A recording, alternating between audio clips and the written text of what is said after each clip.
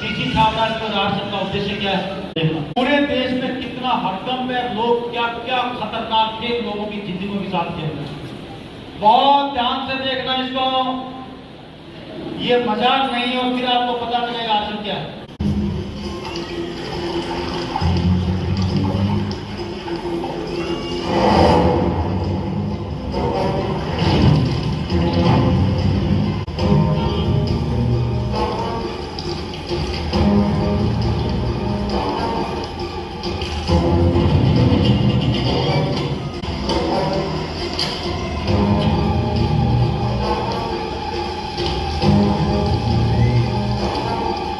और वहां से सीधा भजिया बनाने वाले और चाय बनाने वालों की टपरी भी जाता है। क्या बोला इसने? खाके सेहत बनती नहीं है बल्कि आप पकड़ में आ रही है। और जितने बड़े महानगर हैं उतना बड़ा गंदा तेल है। और इसने बोला था कि इसमें यूरिया लिमिट से ज्यादा मिलाया है। क्या बोला था? इसका मतलब समझते हो? क्या मतलब है इसका? इसका मतलब ये है कि सरकारी डेयरियां जो ठंडी में दूध बंद आता है उसमें भी यूरिया मिला है 1 लिमिट में। इसका मतलब ये है। तो जिसको आप समझ रहे हो कि सरकारी डेयरी का ले रहे हैं तो वो भी मिलावटी, उसमें भी यूरिया मिला। तो इसने किसी चीज को नहीं छोड़ा। जयपुर में सवेरे सवेरे ट्रक आता है होटलों के एरिया में, बस स्टैंड के पास, जिसमें पनीर लगा होता है 50 रुपए किलो में जयपुर में, क्योंकि बहुत सारे होटल मेरे क्लाइंट हैं, उनके साथ सामान कितने रुपए में खरीदते हैं। 50 रुपए किलो में सवेरे सवेरे पनीर आता है। आपके यहाँ तो सरकार भी 450 देती होगी, अपने घर में निकालोगे तो 600 रुपए किलो आएगा। किसान कितने लोग हैं? ये तेल को दिखा रहा था, तो तेल 1 बार 2 बार 3 बार इस होटल से इस होटल डब्बे बदलते रहते, पैक होते रहते, पैक हो, और आखिर में जाकर रोड साइड की ढपड़ियों पे आता है। जो सड़कों पे खड़े होकर कचौड़े पकौड़े खाते हो ना, दुनिया का सबसे खतरनाक खेल वहां पे शुरू होता है, क्योंकि वो साला 20 रुपए का कुत्ते का मूत में वो पकौड़े बना के खिलाता है, जो 100 बार तेल काला हो चुका होता है। लेकिन हम सेमिनार से निकलेंगे, निकलते बाहर एक रेडी दिखाई देगी, उसके गरम गरम समोसा कचौड़ा बना रहा होगा, फिर साला नाक तक भर के फिर नाक तक होके खा लेंगे। जिनको 100 साल जीना है उनको पता है मुंह में क्या डालना है, और जिनको अपने जल्दी मौत की तैयारी करनी है उनके सामने जो भी आ जाएगा खा जाएंगे गधे भी गधे। और कब तक नहीं मानेंगे वो अगली स्लाइड में पता चल जाएगा। आप सब किसान हैं, सरसों का भाव, थोड़ा सा कॉमन सेंस रखो, खुद से सवाल करो, बहस मत करो, खुद से सवाल करो। भीतर हर जानकारी मौजूद है हर आदमी के, वो तब बाहर आएगी जब खुद से सवाल करेगा। किसान से सस्ता देश में कोई कुछ दे सकता है क्या? अगर आपके किसान के खेत में 5 रुपए किलो टमाटर है तो सीतामढ़ी में आके 30 रुपए किलो हो जाएगा, पटना जाके 40 रुपए हो जाएगा, दिल्ली जाते आते 60 रुपए हो जाएगा। बात पकड़ में आ रही है? तो किसान से सस्ता भगवान परमात्मा खुदा कोई भी नहीं दे सकता। अब किसान की जो सरसों है वो है 6,500 रुपए, 7,000 रुपए, 7,200 रुपए क्विंटल, पूरे देश की मंडियों का अलग अलग भाव। 4.5 किलो सरसों को कोल्हू में चलाओगे तो 1 किलो तेल निकलेगा, हाँ के ना? 4.5 किलो मूंगफली को चलाओगे तो 1 किलो तेल निकलेगा, 4.5 किलो तिल को चलाओगे तो 1 किलो तेल निकलेगा, 4.5 किलो नारियल तो 4.5 किलो नारियल में से एक तकरीबन 20% की इल्ड आती है, तेल निकलने की किसी भी तेलीय चीज से। बात पकड़ में आ रही है? ये सुनो, अब 4.5 किलो सरसों लो, कच्चा माल, तेल निकालने का व्यापारी बनना आपको। आप किसान हो, आपके पास सबसे सस्ता माल है, 4.5 किलो सरसों नहीं, कच्चा माल हुआ 350 रुपए का, कोल्हू में डालो। 3.5 किलो खल भैंसों के लिए आ गई 25 रुपए किलो, 20 रुपए किलो, 30 रुपए किलो, 100 रुपए की खल निकल गई। बाकी माल कितने का बचा? अरे जिंदगी में कागज पे काम किया करो, पब्लिक के फालतू की चीजों मत घुसो। 250 रुपए का तेल बच गया 1 किलो, निकलाया बाहर। अब उस पे आपने 10-20 रुपए कोल्हू वालों को दिए तो किसान की कीमत कितनी आ गई? 250 रुपए सरसों के तेल के, 1 किलो तेल की। लेकिन किसान कभी भी इसको कैलकुलेट नहीं करता। पूछो क्यों? किसान मानता है मेरे लिए सरसों भगवान ने फ्री में नहीं, मेरे खेत में ना फ्री की, इसलिए कभी माथा नहीं लगाता। कोल्हू में लगाया बोला फ्री हो। अब इस किसान को व्यापारी बनना, अडानी की तरह, बाबा जी की तरह, तो क्या करेगा? सबसे पहले अपना 10% मुनाफा जोड़ेगा, 260-70 हो गए। अब उसके ऊपर सरकार का 18% जीएसटी जोड़ दो, 350 रुपये रेट मिलेगा। अब उसके ऊपर बोतल 2 रुपए की बोतल लगा दो, 2 रुपए होलसेलर का, 2 रुपए रिटेल सीएनएफ का, 2 रुपए इसका, 6-7 रुपए रिटेलर का, 400 रुपए आ गया। 10% जोड़ दो टीवी के विज्ञापन का, 10% जोड़ दो विज्ञापन करने वाले का, 450 रुपए आ गया। तो भाई साहब, आपको अगर बाजार में शुद्ध सरसों का तेल चाहिए तो ये आपको 450 रुपए किलो से कम नहीं मिलना चाहिए। ये अपने घर में बैठ के कैलकुलेट करो। लेकिन हम क्या करते हैं, कभी जिंदगी में बेहोशी की तरफ चलते रहते हैं। मैं नहीं, कोई और मरेगा। हर डब्बी के ऊपर लिखा होगा पिएगा तो मरेगा, लेकिन आप भी बेहोश है। हम नहीं, कोई और मरेगा भाई। बात पकड़ में आ गई? ये कौन है? बेहोश। बच्चे पैदा कर लिए, काम नहीं कर रहा, क्या है? बेहोश। कौन पालेगा? नसीब में होगा तो पलेगा। ऊपर वाले की देन है, ऊपर वाले ने दिया है तो ऊपर वाला। बात पकड़ में आ रही नहीं आ रही?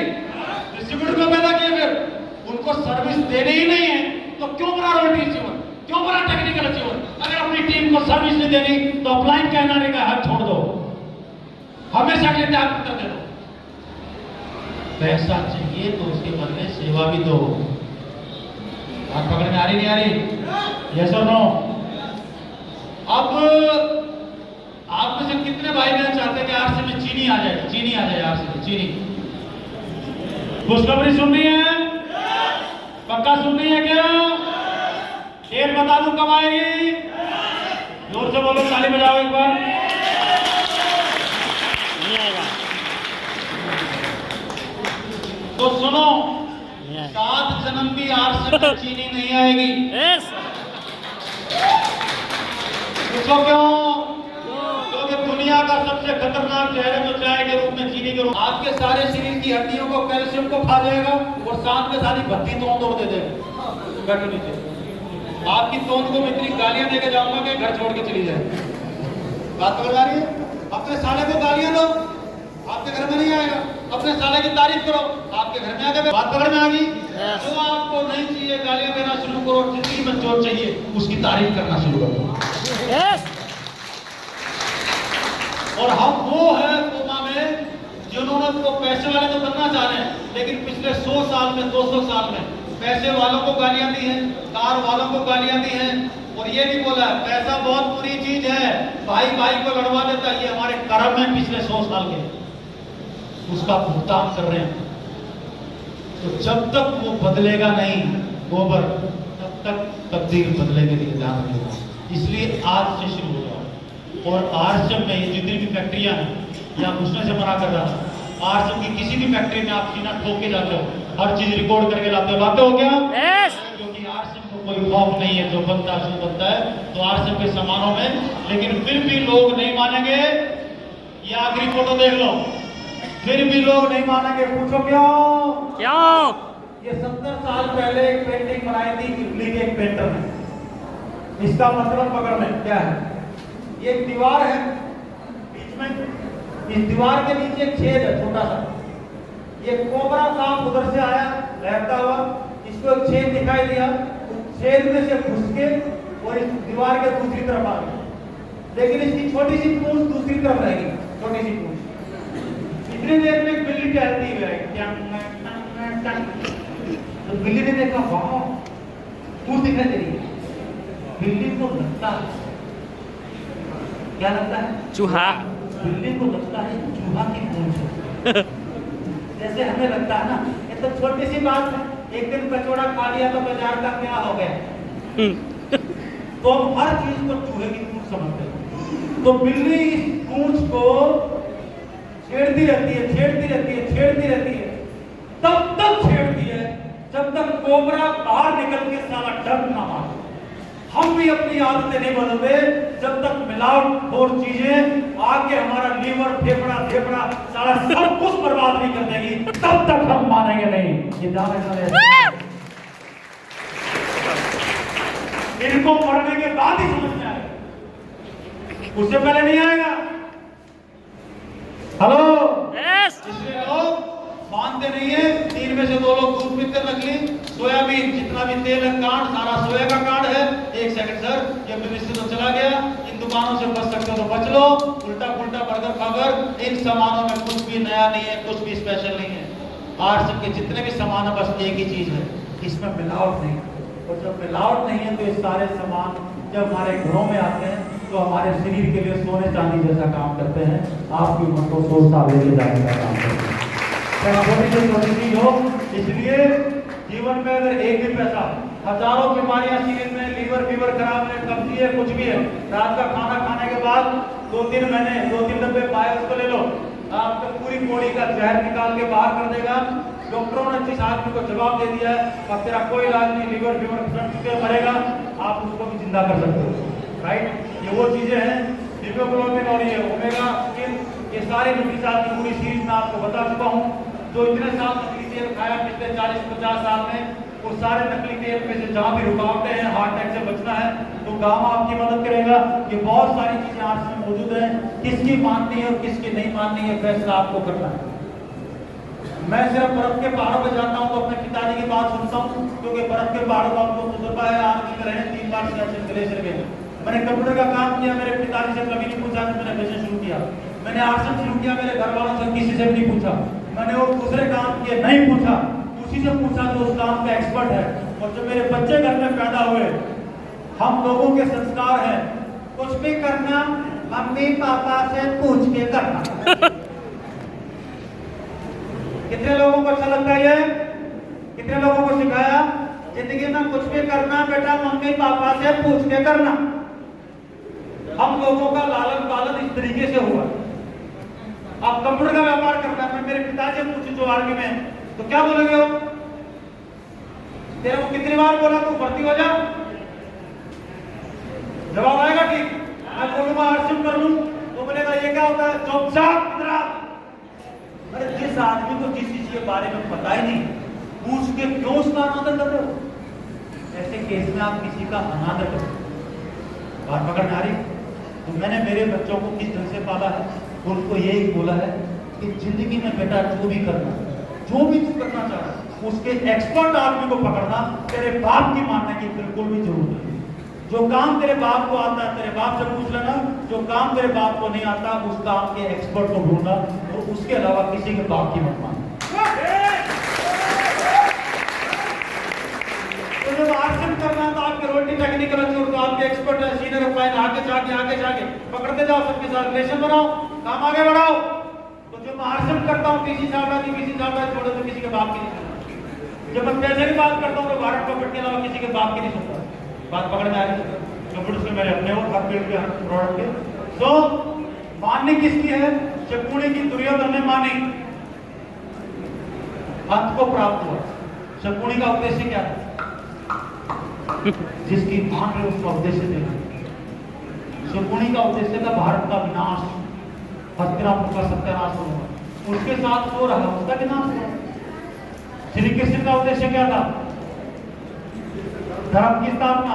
जो भी उल्टी पुल्टी चीजें हो रही है वो हटा के और 6 पे 6 7 4 8 4 7 उसको एस्टेब्लिश करना, वो है सिस्टम। तो जिसने माना वो जीत गया, जिसने नहीं माना तो इसलिए बहुत आपके अपलाइन कौन है, क्रॉसलाइन कौन है, इसके फर्क नहीं पड़ता। आप मानते किसकी है और उसका उद्देश्य क्या है, ये जिंदगी में बहुत बड़ा फर्क डालेगा। सबसे सावधानियां हैं, बस इसके अलावा पैसा है। पैसे की बात है, जब तक आप पैसे के लिए काम करोगे, आज से क्यों आ रहे हो पैसे के लिए, कभी पैसे वाले नहीं बनो। पैसे वाले कब बनोगे? जब आदमी जब पैसा आदमी के लिए काम करेगा। वो कब करेगा? तो इतना पैसा मैं मांगू कौन सा पैसा मेरे लिए काम करे? उसके लिए एक ही रास्ता है, सॉफ्टवेयर को बदलो। पुराने जमाने में माँ के पास 10 बच्चे होते थे, माँ एक बच्चे की पिटाई करती थी, जो गलत करता था सारे बच्चे अपने आप सेट हो जाते थे। मैं भी सेमिनार में मम्मी की तरह एक बच्चे को पकड़ता हूँ वो बच्चा अपने आप ही आता गोद में, सर मेरे को ले लो, मेरे को ले लो। वो कांड ही ऐसा करता अपने आप पकड़ गया। बात पकड़ मारी, ताले बजा दो इस बच्चे के लिए। तो बाकियों का काम, इसलिए सॉफ्टवेयर रीसेट होना जरूरी है। इसलिए we humans are program computer. दिमाग में जो चीज ट्रेनिंगों के माध्यम से डालेंगे वो जिंदगी में हकीकत में बदल के आ जाएगा। तो लफड़ा आरसे में नहीं है, लफड़ा हमारे भीतर में है। आरसे को कैसे काम में लेना है ये आप तय कर लो। ये आगे से आगे फैक्ट्रियां बढ़ती जाएंगी। एक सेकंड के लिए खुद को पहचानो। बहनें जितनी भी हैं, अगर 100% आरसे का सामान खरीद लें, हर महीने 5 यूनिट चार्ज वुमेन ले लें, दूसरी बहनों की मदद कर दें, तो साल में 2 बार आपको फ्री मिल जाएगा 5-5 हजार रुपए का। आप मैं नहीं बोलता आप 1000 का खरीदो, 2 का खरीदो, 5 का खरीदो, 20। मैं सिर्फ ये बोलता हूँ कि आपके घर में जो भी सामान काम में आता है वो आरसीएम का होना चाहिए। अगर आरसीएम में है तो आरसीएम में साइकिल नहीं है तो साइकिल कहां से लोगे? कहीं से भी लो। आरसीएम में हेलीकॉप्टर नहीं है तो कहां से लोगे? कहीं से भी लो। लेकिन आरसीएम में जो सामान है वो आपको चाहिए तो वो आपको आरसीएम से मिलेगा। क्यों मिलेगा? क्यों लेना आरसीएम से? क्यों लेना? क्योंकि आरसीएम किसका है? मेरा। हमारा नहीं है, मेरा। मेरा। मेरा है। आरसीएम किसका है? मेरा। बीवी किसकी है? हमारी तो मेरी है। हमारी होगी आपकी, मेरी तो मेरी है। बात पकड़ जा रही है? यस। देश किसका है? मेरा। हमारा नहीं है, मेरा। देश हमारा, इसलिए हम ट्रेनों को चला देते हैं, बसों को चला देते हैं, देश का सत्यानाश कर देते हैं और देश को 10 साल पीछे ले जाते हैं और अपने को अकलमंद समझते हैं। जापान में लोगों को जापान के ऊपर बम डाल दिए, उनको देश को नंबर 1 लेके जाना था। जापान की जनता ने 8 घंटे की बजाय 16-16 घंटा काम किया। जब 16-16 घंटा काम करते थे तो देश को पता लगता था कि ये हड़ताल पे है, काम दखल कर रहा है मतलब हड़ताल है। हमारे यहाँ देश का विनाश कर रहा है इसका मतलब हड़ताल है। और देश को 10 साल पीछे ले जाओ तो बंद सफल हो गया। सारा सत्यानाश कर दिया दिमाग का। जब तक एक गोबर की सफाई नहीं होगी देश का भी भला नहीं हो सकता।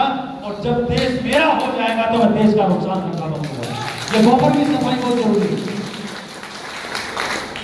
तो टाइम वहां से निकाल दी।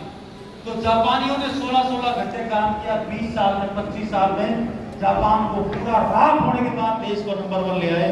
आप और हम इस मिशन को, इस अभियान को पकड़ के अगले 20 साल में अगर 16-16 घंटे जो कर रहे हो करते रहो, उसके साथ में आरसीएम को पकड़ो तो आपकी जिंदगी और देश की जिंदगी नंबर 1 क्यों नहीं आ सकती है? ये अपने आप से आपके घर से हो जाएगा ना। तो अगर आरसीएम से एक भी पैसा नहीं आए तो सामान बाजार से लेना चाहिए कि आरसीएम से लेना चाहिए? अगर इसीलिए आरसीएम से लेना चाह रहे कि कुछ पैसा आएगा तो फिर उद्देश्य खराब है। इसका मतलब शादी करना चाह रहा लेकिन बगैर दहेज के नहीं करेगा, इसका मतलब परजीवी। हाँ जी। तो कितने साल की आरसीएम को आरसीएम मेरा बोलते हैं? जब वो मैंने जिस दिन आरसीएम ज्वाइन किया उसी दिन तय कर लिया था आरसीएम कदम सिंह का है, किसी छावड़ा जी का नहीं। ऐसे ही ठाकुर साहब ने किया होगा, ऐसे रंजीत जी ने किया होगा, ऐसे गोविंदा जी ने किया होगा, ऐसे मुकेश जी कुठारे ने किया होगा। आप भी तय कर लो आरसीएम आपका है। इसका ये करोगे तो गाड़ी तो कम हो जाएगी। आरसीएम किसका है? मेरा है। मेरा होगा तो अगली बार बटन अपने आप बंद हो जाएगा। गड़बड़ तो नहीं हुई? होगी तो कोई बात। राइट, चलेगा? आरसीएम किसका है? हाथ उठाओ ऊपर सारे साथ जोर से और आंखें गोल गोल होनी चाहिए। एक बार बोलो जय आरसीएम। आरसीएम किसका है? आरसीएम किसका है? बीवी किसकी है? प्रोडक्ट किसके हैं? बच्चे किसके हैं? कोई कमीना नहीं बोलेगा जिसको डाउट है। शादी हो गई क्या? हाँ बोला है बच्चों को, बोला है ना, घर जाके बता दो। हाँ प्रोडक्ट मेरा है। बस अगर सारी बहनें, धैर्य है सारी बहनों में, भगवान ने परमात्मा ने नेचर में दिया सारी बहनों में 100% सामान खरीदोगे, साल में 2 बार फ्री, तो अगले 40 साल में 10 साल का राशन फ्री। लंबा सोचो, लंबा। जब तक बड़ा नहीं सोचोगे जिंदगी में कुछ भी घटित नहीं होगा। ध्यान रखना 10 साल तो फ्री होगा घर का राशन, ऊपर से हर महीने जो 500, 1000, 1500, 2000 आए, कुछ भी समझ में नहीं आता तो डाक खाने में एक अकाउंट खोल दो। जो पैसा आरसीएम के खाने की वजह से आए, अगर उम्र अभी 20 साल 25 साल है तो 60 साल की उम्र तक जब तक हाथ पैर चल रहे हैं उस पैसे को खाना मत जो आरसीएम से आया, उसको डाक खाने में डाल दो 7% के हिसाब से। जब आपका बुढ़ापा आएगा तब तक कम से कम 1-1.5 करोड़ रुपए आपके बैंक अकाउंट में आप निकाल के गूगल पे ऐप पे जाओ, SIP कैलकुलेटर उसमें डाल के देख लो, अपनी आंखों में भरोसा कर लो, दिन के हिसाब से निकालो। लोग इतना सोचते नहीं, इतना बड़ा इतनी जिंदगी में कभी आता नहीं। अगर उसी को म्यूचुअल फंड में डाल दोगे खाने के पैसे को, तो रिटायरमेंट के टाइम पे आपका कम से कम 3 से 4 करोड़ रुपया 14-15% एक मिनिमम एवरेज निकाल के देख लो। लेकिन हम क्या करते हैं, जो आया शाम को मिला सवेरे तक ओवर, शाम को मिला सवेरे तक ओवर, ऐसे नहीं चलता। और हाथों हाथ अगर आपको 2 लाख रुपए का चेक चाहिए तो आरएसएल का 4 लाख रुपए का सामान बांध लो, पुराना पूरा पैसा आपका 50 लाख से 1 लाख रुपए का रिटेल कर लो, सारा का सारा आपका MRP में बेचोगे तो आपका 5 लाख का सामान बेचोगे तो मेरा 3 लाख का चेक मिलेगा, MRP में बेच लो। अरे आपको कितना चाहिए और नेटवर्क बनाना है, ऐसी फैक्ट्रियां तो आपके सामने खड़ी तो नेटवर्क कर लो। और घर में बैठे पिताजी प्यार वो का पोर्शन है उसको ढंग से बढ़िया सजा के POC चला लो, चारों में से कोई भी काम कर लो। खरीदेंगे भी नहीं, बेचेंगे भी नहीं, प्लान भी नहीं दिखाएंगे, मीटिंग में भी नहीं आएंगे, लेकिन करोड़पति बनाएंगे और बैंक अकाउंट भी नहीं खुलवाएंगे। क्या शांति का बटन भी खोलेंगे। हाँ, घरवाली छोड़ के भागे, वो तो नहीं भागेगी क्या? वो इसलिए नहीं भागेगी क्योंकि समाज ने उसके दिमाग में डोब दिया कि जो भी मिला काला पीला हरा नीला वो तेरा देवता है। तो पत्नी उसको देवता के रूप में देख रही है, हमारे लिए वो पेटू है लेकिन अपनी पत्नी के लिए देवता है। एक बार तालियां बजा दो उस बीवी के लिए, उसको देवता मान के बैठी, देवता मारा। तो आगे जाके बढ़ते चले जाओ, बस ये काम है, किसी का नतीजा आने 20-25 साल लगेंगे। इस लेडी ने 25 साल अपने एरिया में पौधे लगाए बगैर किसी के 5 पैसे लिए। एक दिन के उसमें राष्ट्रपति का मेडल मिला, करोड़ों रुपए आ गए, यानी कि नेक उद्देश्य था तो पैसा इसके पीछे आ गया।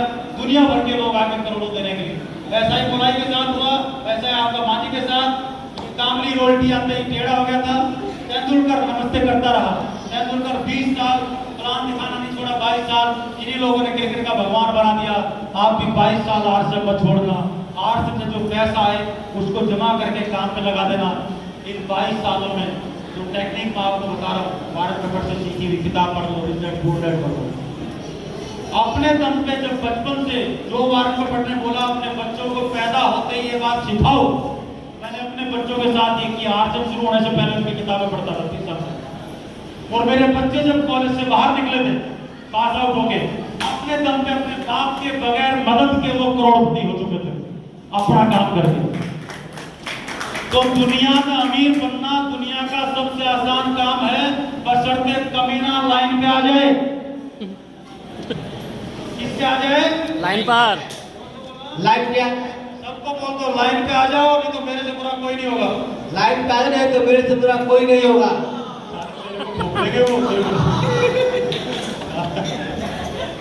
राइट, चलिए, थैंक यू वेरी मच। ये लाइट ऑन कर देना एक बार।